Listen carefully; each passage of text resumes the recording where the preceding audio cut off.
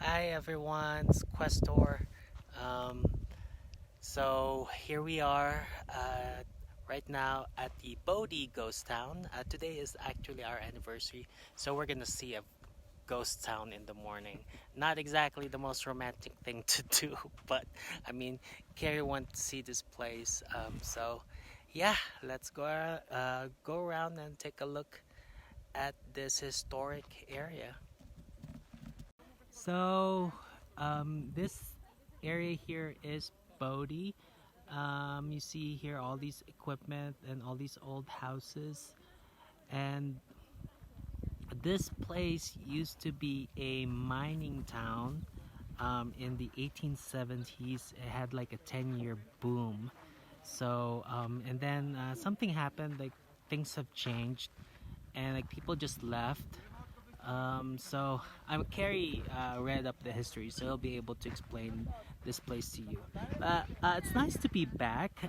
Daniel and I were here 7 years ago, back when I was 30 pounds lighter. But I don't think you need to hear that. But this is a really neat place. There's a lot more people, um, than what we like expected. But uh, when we were here with Daniel, it was just us. So it really had like the eerie experience of, you're just you and just someone else being alone in the ghost town and stuff. So yeah, let's go see more. Here is an employee residence from way back when. So it's kind of amazing how they still managed to preserve the look of this place. I mean, it still has curtains and stuff. The curtains don't even look dirty or something. And I was just wondering if that was just like they did that intentionally when they preserved the park. So, and then we turn around and there's see more buildings. And yes, there are people here, visitors. And right here is a church. Uh, it's kind of neat. It's also well preserved, and we're gonna go in, and you want to see like what it looks like. I mean, you can't go totally inside, but let's see right here. So let's see some more of this place. Yeah. There's even like an old piano and stuff. So they have the pews and whatnot. So anyway, let's go see some more. So here are some more residences. Well, it's a house. We're gonna go inside and look what's inside. Um, you know, there's a lot of people. Yeah. Apologize for having a lot of people around this time. It's a busy time of the season, so there's like I said, when Daniel and I were here, it was just us, so it really was really cool and eerie. But you see all these people are just like enjoying this place and pretending that they live here and stuff. So let's go see some more area. I'm gonna walk outside. Here is another house, and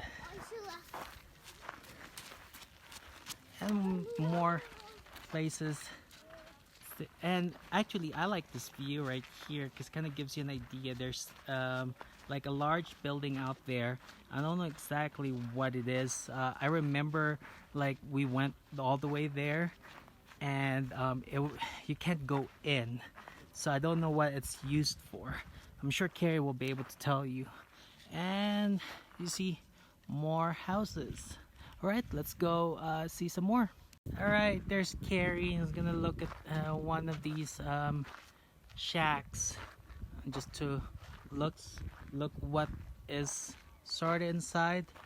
I really can't describe to you what all these things are. I mean, these look like wheels to a cart, and So, and then you got some, I don't know what these are. They probably look like farming tools or transportation tools and stuff like that. So just want I want you to see the scenery of how this place looked like. I mean, you can just imagine what if you were here in the 70s, and you're one of the gold miners here, trying to make a lot of money, because there was a gold rush here.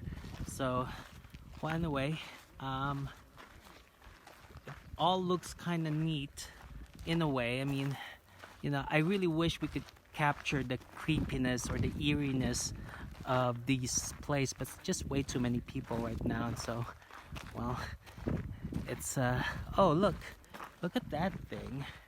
It's a 1927 Dodge Ram. So let's go take a closer look at this. Look at this vehicle. Isn't it it's kind of cool, and of course, it's old style, and I think these are gas pumps or something.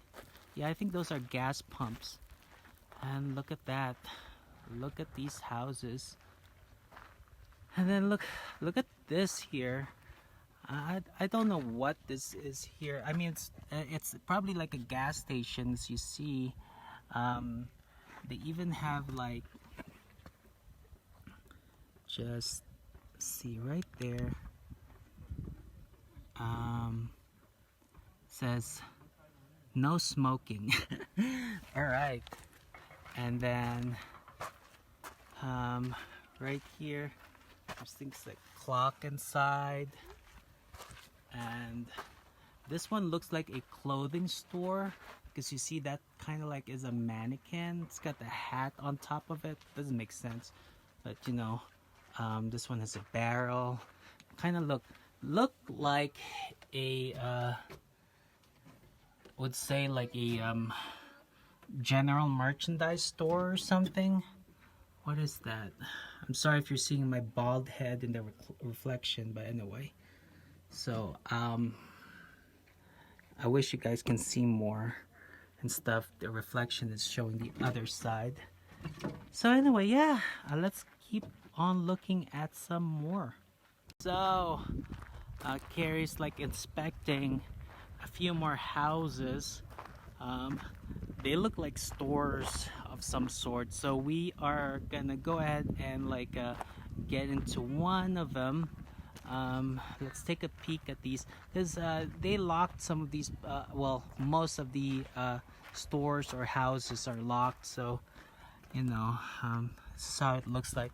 I'll tell you what though, I'm gonna make sure that we are gonna get to see some like a house or a store that, I think it was a funeral home. It only had coffins, and that's why I remember from like 7 years ago or something. Oh, this one is like,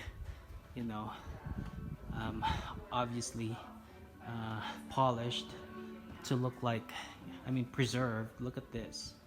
Look at all of this. It's this Chinese lantern, and there's more stuff. They're all antiques, and yeah, look at that. There's even a flag, Bodie Miners Union. So there's a carriage. Look at that. Look at quaint looking carriage. And Carrie's like inspecting some of the stuff in the glass. Well, inside the a glass display. There's more stuff. Constitution, bylaws. So look at all these bottles and whatnot. I don't know what this is, like crucibles and cupels, and then all these rocks that they mined and stuff like that. Well, this is obviously a gift shop, because I mean, so just showing like some things in the past, and they were selling some things. um, and yeah, look at that, museum hours from this time to this time. There's a stamp mill tour. I think that's probably the stamp mill. I'm sorry, um, my Filipino, you know, poor Filipino accent intonation. Say instead of mill, I said meal. Funny. Anyway, um, so yeah, we could look at all these places. So we'll see some more of Bodie Ghost Town. So it's kind of funny that there are some cattle right there. You know, I wouldn't expect that they'd have cattle in this area. I mean, I guess it adds to the touch to have some cattle here. So anyway, so that right there we think is the stamp mill. Okay, I said it right. Okay, and that's a stamp mill.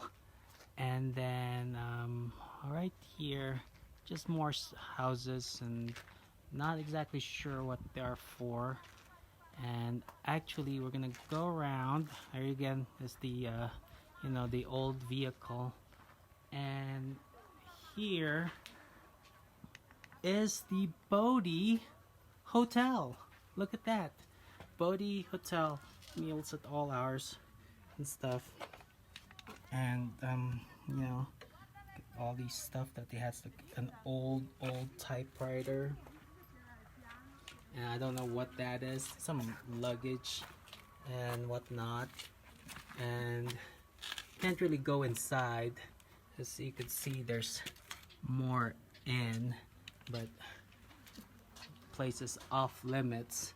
And you know, right here there's a table with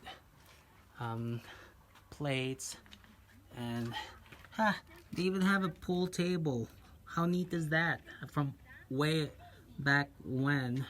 So I guess people were playing billiards, like, you know, long time ago. And over there I think that's the kitchen. So yeah, pretty neat. Okay everyone, so Carrie is gonna talk about the stamp mill that's right behind him. At least give you an idea of what it does. I'll tell you right now, it's not there to make stamps for your envelopes and your mail. So what is it, Carrie? Oh, you took one of my good talking points. So what you see behind us is called the stamp mill.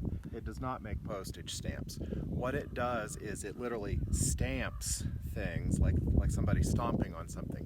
It uses large hydraulic presses, and later they were, well, first I think they were driven by steam, and then later when they brought in electricity, then that was involved. What it did was that it took the ore that was brought up from the mines, the quartz and stuff, and brought up as big hunks of rock and broke it down into almost a fine powder. Then it was able to be run through furnaces and chemical baths that pulled the gold dust out of the gold dust and residue out of the rock ore, brought it up, and then it was further refined into pure gold, where it was put into ingots and then shipped off to the Denver Mint for minting into gold coins. Wow. Well, anyway, thank you for explaining that, Carrie. All right, and we'll see some more of this place. So here we are, where the sign says it's Green Street, and I kind of just like how this house looks. I mean, it's really just a simple house, but I thought, like, I took a picture of this very house 7 years ago when I was here. And so there's some more houses uphill, but these are more residential houses that have been preserved. And that's about it. And over here is the steel mill. I mean the stamp mill, sorry. So there you have it. I think we are closing in on like being done with this place. Carrie's gonna talk about more about Bodie, but I want you to guys see here This is what's left of Bodie. Yes, it's like you're thinking, oh, it's like a small town. Actually, it is. It was way larger than this.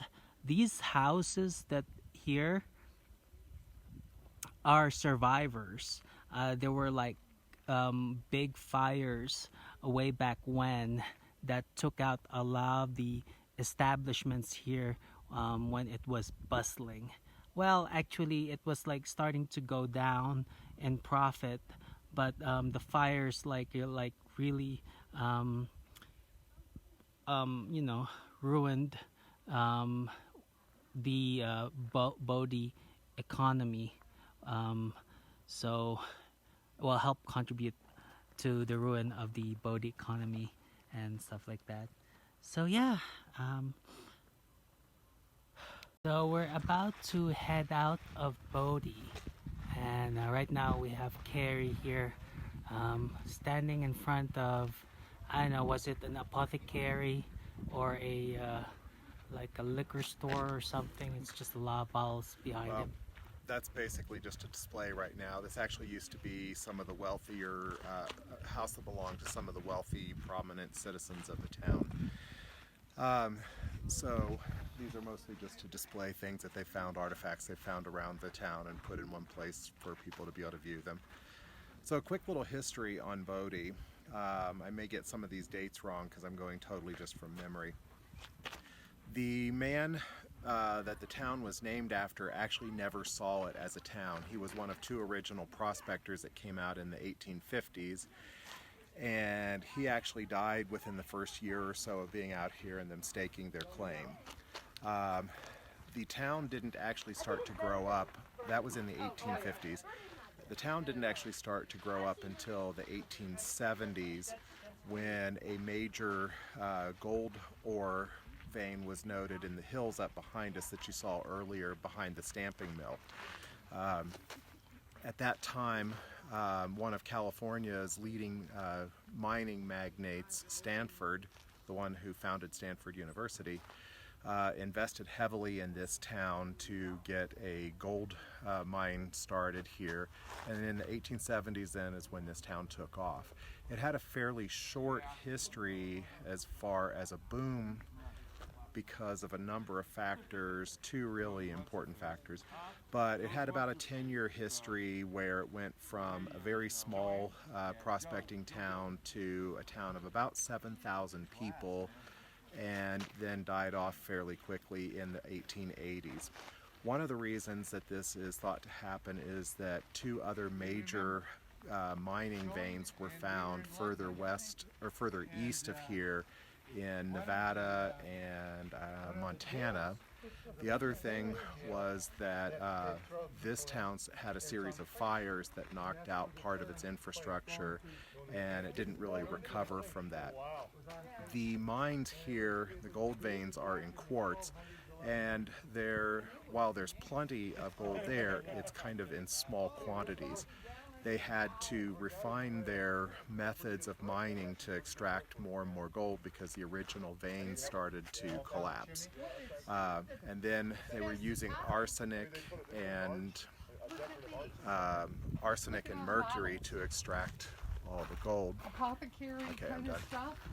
Okay, so Carrie's gonna continue on part of his speech that was interrupted by tourists. Yeah, sadly, there's just a lot of people here at the moment. I mean, it might be good for you, but like if you really want to capture the ghost town eeriness, it'd be great if you come here when there's not a lot of people. So maybe avoid showing up here in August. So anyway, okay, Carrie, what else were you gonna say? Okay, so new backdrop, and we'll start back to where I was talking about where the town started to go into decline. So the town had about a 10-year history where it really boomed and was one of the largest gold producers during that time. And then it started to drop off pretty precipitously because the major gold vein was somewhat exhausted. They had to go to more extreme measures to keep extracting gold from the ore that they were bringing out. And that became environmentally damaging and at an increasing cost of infrastructure and investment in chemicals, mainly mercury and arsenic, which ended up going in the creek and poisoning the water downstream. So about 10 years after this town started booming, two other major gold strikes were found in the area east of here in Nevada and Montana, and a lot of the miners and the associated people with a gold town ended up moving out that way, and the town's peak population of around 7,000 dropped down to about 1,000 in the 1890s. The final nail in the coffin really arrived for this town in the early 1900s, when there were a couple fires that wiped out a lot of the town and some of the infrastructure. And then finally the death knell came in the World War II era, where all mining efforts shifted from things like silver and gold to metals that were needed during the war, like nickel, zinc, and copper. So by the early 1900s, the population here was down to around 900. By the 1940s, there were only a couple hundred people left, and then shortly after that, the town was pretty much vacated, and a couple people bought up all the land and held it in reserve until the 60s, when this became a National Historical Site. And that's about the end of the history of the town as a real town.